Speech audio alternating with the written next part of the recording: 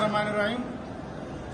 আলহামদুলিল্লাহ, আমরা আজকে যে আপনি আরকামের আলোচনা সভা ছিল, আমরা আলহামদুলিল্লাহ অনেক সংখ্যক লোক একত্রিত হয়েছিলাম। আমরা দীর্ঘ সময় আলোচনা করে বাদ আসর মুদিরে মোহতারামের সাথে এবং আমাদের সিনিয়র আসাদে কেরামদের সাথে আমরা বসে আমাদের কিছু প্রস্তাবনা ছিল। এর মধ্যে একটা ছিল আমাদের স্থায়ী একটা কার্যালয়ের জন্য।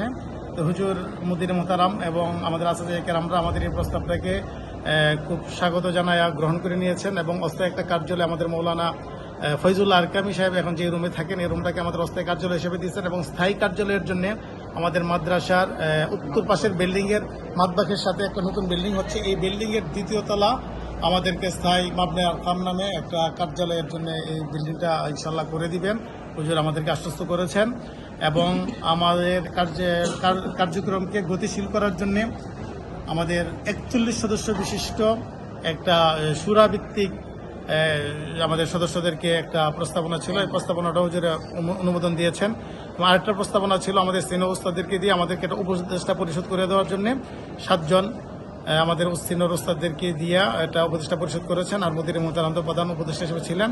বাকি সব 41 জন সদস্য এবং 7 জন উপদেষ্টা সকলেরই নামের তালিকা ইনশাল্লাহ দেওয়া হবে। এবং বিশেষ করে আজকে আমরা যে একটা সিদ্ধান্ত নিয়েছি, আগামী 30 এপ্রিল আল্লাহ চাইতো আমরা আবার এই দারুল আরকামে রাবেতাত আপনার আরকামের একটা সকল ভাইদেরকে নিয়ে আমরা একটা আলোচনা করব।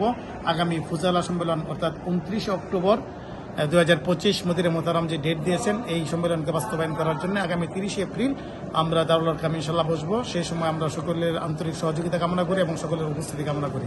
সবাইকে ধন্যবাদ।